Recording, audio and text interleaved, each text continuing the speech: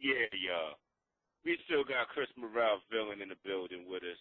Yes. Dang, I like that right there. Yeah, you know what I'm saying? Matter of fact, big shouts to Keith O-Style.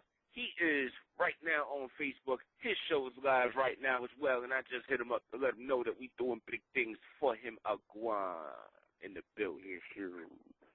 Yo, so Chris, man, we getting some crazy feedback right now. Some folks is feeling what we're saying. Some folks is looking at us like we're crazy, man. What's really good with you, man? No, I'm just thinking, man, this is how we feel.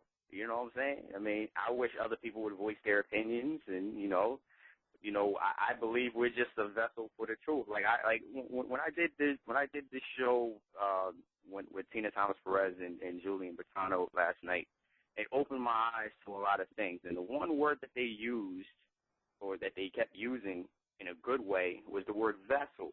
I believe we are vessels for what what is the truth, what people need to hear. But unfortunately, I believe that the world likes ignorance and things like that. You know what I'm saying? So I believe we are vessels for the truth, for what people need to hear. You know what I mean? The truth is frightening. It's scary. It pisses people off, but that's what it is. We see, and that's what we see as the truth. You know what I mean? And we're basing our truths off of reality. Like I heard people say there's a difference between truth and reality. Our truths are our truth, but we're basing our truths off of reality. This is what we see, so we're speaking the truth as to what we see. Everybody might see different. Some people say Nicki Minaj, she's inventive, she's this, she's that. Some people might disagree and say they think Lil Wayne is corny. You say you like what he does. We're basing our truths off of reality, off of the reality.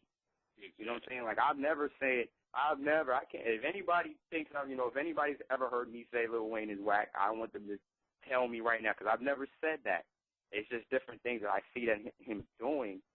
Like the main thing that I see him doing that I do not like is the fact that he forgot about the Hot Boys. Remember the Hot Boys when they had the Bling Bling song, and they had the You know what? I was just about to go there, but I'm going there from a different neighborhood.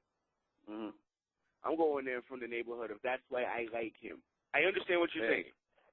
Yeah. What I say, it's not that he dropped his crew and nothing like that. That's not why. Yeah. But this is why. He was like 13. Mm-hmm. He was the young boy out of a squad of mid-teens and then the older boys. Yeah. Now, Juvie and them was the older folk who grew up listening to what we listened to growing up. So that influence trickled down. You know it did, because he was a lyricist. There's one thing about Wayne you can say that is missing from a lot of his counterparts.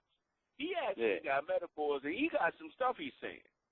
If you listen, lyrical content, aside from what's hot nowadays as far as, lyrical content, you know what I mean? The rest of it I'm really cool with. He's got some good metaphor. He's got a good foundation. And so that foundation came from that same school of thought that we came from. Yeah. Unfortunately, he is not old enough in the game to have explained that to his new counterparts. Yeah. And so he's helping them facilitate this new sound of Yuck Mouth.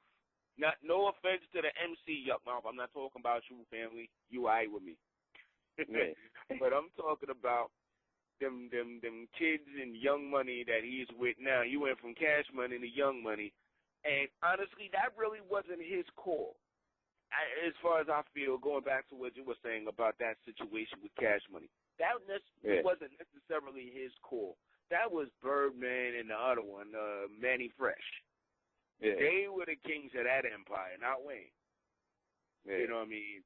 And you notice, Wayne don't talk really much about Manny Fresh. He talk about Birdman. That's his people. Yeah. You know what I mean? The thing is that Manny Fresh, he helped create that sound. Yeah, but honestly, and people are gonna go nuts when I say this. He is in the same vein of a DJ Premier, the same vein as a RZA, the same vein as a Pete Rock. He was a guy who came along and created a sound. So therefore, when you hear Wayne rapping, Juvie, Turk, and BG, when you hear them guys spitting now, BG was hot, he was the guy that got them to sound the way they sound. Exactly. I agree with that wholeheartedly. So this is one of those things where I'm looking at it like, I just as a fan of Cash Money, or being probably less of a fan now, but I'm talking about just overall being a fan of Cash Money and hearing that 400 Degrees record. In my mind, that album had at that time changed the face of rap music as we know it. You know why? Because they brought in what people think is the best rapper out now. If it wasn't for 400 Degrees released on Cash Money, Universal, back in 98, 99, there would be no Lil Wayne. Right. There would be no Hot Boy Sound.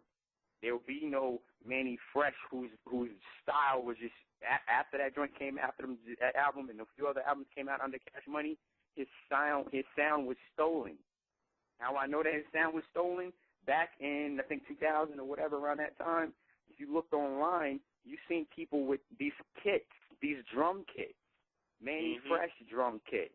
Yep. And then as the years went on and he developed his sound and he started producing for other artists, you've seen that like, wow, like that sound revolutionized and kind of sort of, revolutionized rap music. Even the word bling bling, Manny Fresh produced that, had all the Hot Boys on that. That word bling now is used every single day. Of all things, it is in the dictionary. Now, that's going to lead me to a whole different line of discussion, man.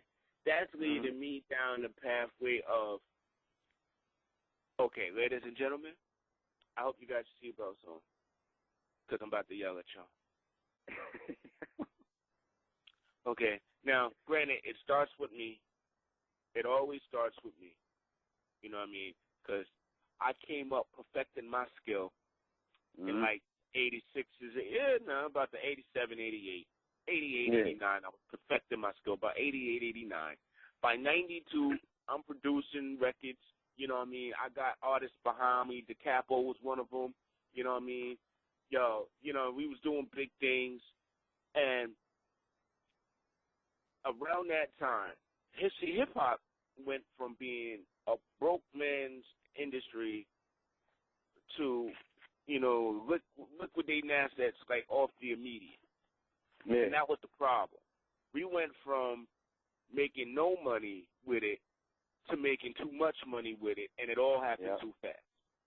Yep. So just like I remember I said on your boy Balik Wack's show, on his interview that I did with him, he asked me how did he said something like, what led to the fall of hip hop?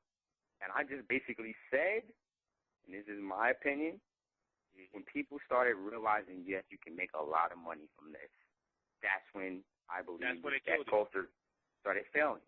Because it was like, to take anything and make it that. I believe, honestly, that hip-hop has basically created characters of its own self. Perfect example. I was speaking with someone earlier today, and we was talking about kind of like, secular music and gospel-oriented, hip-hop rap type music. And they said that they saw a video with somebody parodying a 50 Cent song in the club joint, but it was called like In the Church or something like that. And this person was basically imitating the style of the gig, like, the hat backwards and the wife beater on and the jeans sagging and the boots and the jewelry and all that and the body movement. That's when I believe that when people started realizing I could take that and make some money off of it, put a little bit of message in it, but just that style, what you see, is a character of the culture. Yeah, it's a caricature. We went from being the innovators of our own culture to the puppets of a puppeteer. And here is the evidence that solves that equation.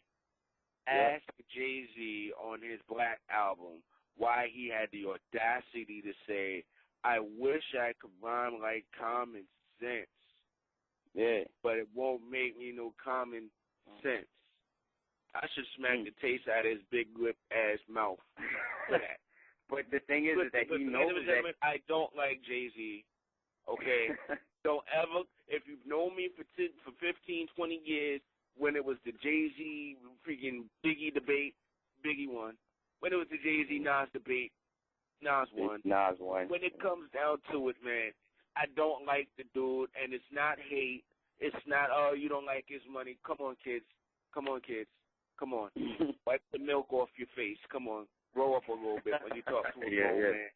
You know what I'm saying? Make sure that underneath your underarms and in the little areas it's sprouting. You know what I mean? Make sure the hairs are sprouting so you're old enough to talk to me about something like this. Listen, I came before the nickname or caricature of hating. I came from a place where it was all right to have your own opinion as long as you could back it up. Yeah. And it couldn't be squashed by, oh, you just hating. No, I'm not just hating. You know what I mean? I have a legitimate beef with a cat that had the power to turn hip-hop and keep it the way it's supposed to be. And yet he facilitated its demise for his own ends. Guess who married the queen of hip-hop? Yeah. You see what I'm saying? You see what I'm saying? Yep. I mean, he put Eminem on an album. I see when people have gone and created this monster, why hasn't anybody said outwardly that's not right?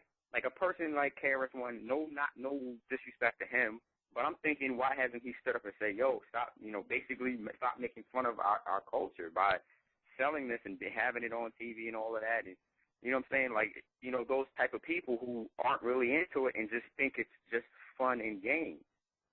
But you know what why? I mean? Like, how come he hasn't stood up and said that? Like, you know why? Everything. Why is that? Very simple. And this all goes back to my main man, Jay-Z. Not just him this time, but what he has facilitated, what Jerry Heller has really initiated, because he's the main proponent. Oh, my God. You know what I mean? If I could put hands on somebody legally, it would be Jerry Heller. Yep. But these people brought this type of violent projection of hip-hop and made it the focal point. And then, to make matters worse, they put all of their money and efforts on that. So now, KRS-One's strength was in education, am I right? Yes. So in the late 80s, when he was the teacher, everyone was listening to him because he was the teacher. But then when they said, no, kill the niggers and kill the MFers and kill, and I got to represent my block and nobody matters, teaching went out the window. So here it was, we stopped listening to Chris. Yep.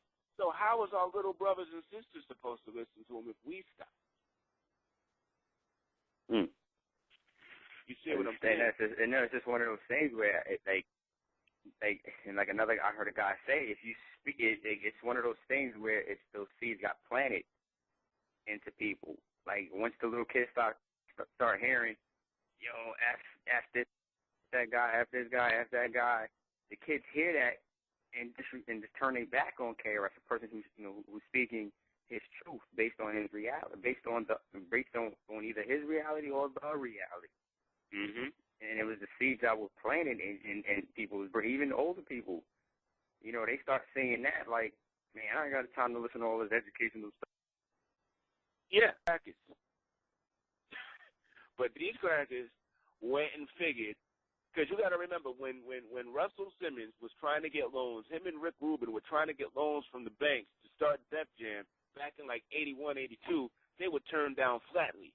No, this music is not going to last. It's a fad. No, we're not going to invest our money in it. No. Fast forward that to 91. Just 10 years later, 91. Now it's, oh, yeah. We'll invest in that if. Well, are you guys from L.A.? Were you in the gang? Oh, yeah, we got to hear about that street life. Oh, you're from New York. Oh, you just sell drugs? Oh, we need to hear about that. What are you, about 19, 20? You were around during the crack explosion. Yeah. Tell us about that. Oh, you're a female rapper. Oh, yeah. Were you on the streets? Were you in the trap? You know, you have a nice body. Let's accentuate that. Next thing you know, all of us, children and grandchildren, is suffering the fate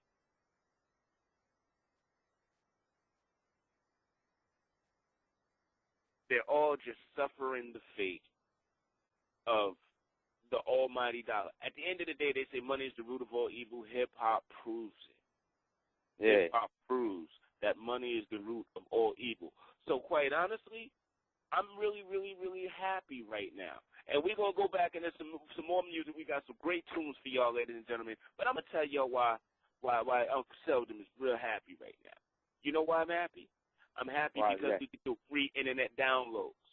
I'm happy because album sales are the worst they've ever been. In the next year or so, these very same folk are going to start losing interest in hip-hop and hopefully take their paws and claws out of it and say, just like how when the British left Jamaica and the West Indies, they didn't leave no parliamentary government or nothing like that. They just let the natives fend for themselves. We was here, we held it down, now we leaving, peace out, dog. I really want them to peace out, dog, and leave our culture alone so that it can fall apart and go to shambles and have nobody want to do it no more because they're not going to make no money. Because guess what?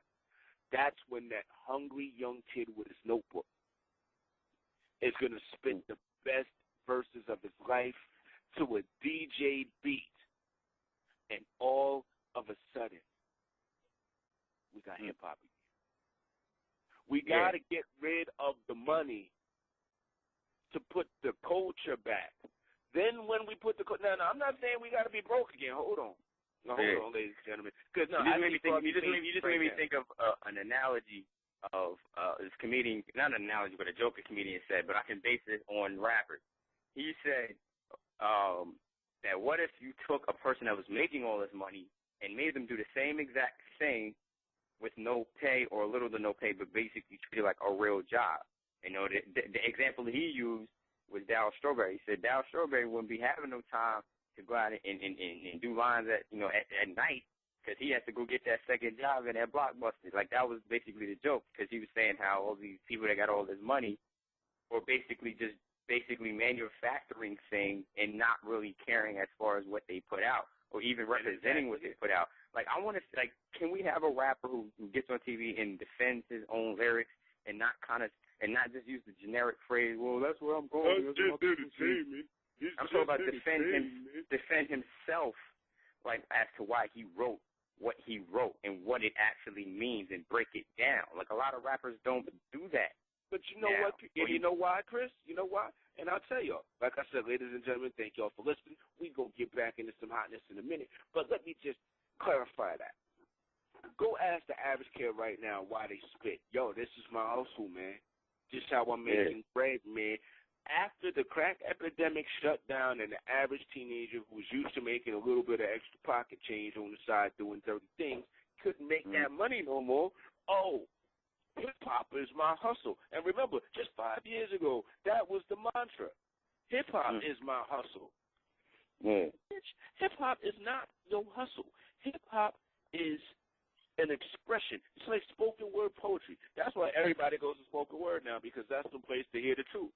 It used to be an MC, and a lot of MCs turned into spoken word poets because they did not want to go through the travesty and the nonsense of this bling era, but they still had something to say, and they wanted to find a venue in which where people were truly listening to the words that they were saying. No beat, no video, no nonsense. If you go to a slam in D.C. and you show up with props, they will boot you out the building. You got to come with your verve and your energy and your words and your passion, and that's how you win the slam. Hip-hop needs to lose its money. But like I said, once that happens, hip-hop needs to be intelligent, too. Once these knuckleheads take their claws out and leave it to run rampant, it's supposed to Armageddon. It's supposed to fall apart. It's supposed because you gotta break it all the way down to nothing so you can rebuild it back up. When you build it back up, you say, no, this is the deal I'm signing. Mm-hmm. If you don't like this deal, sorry for you, because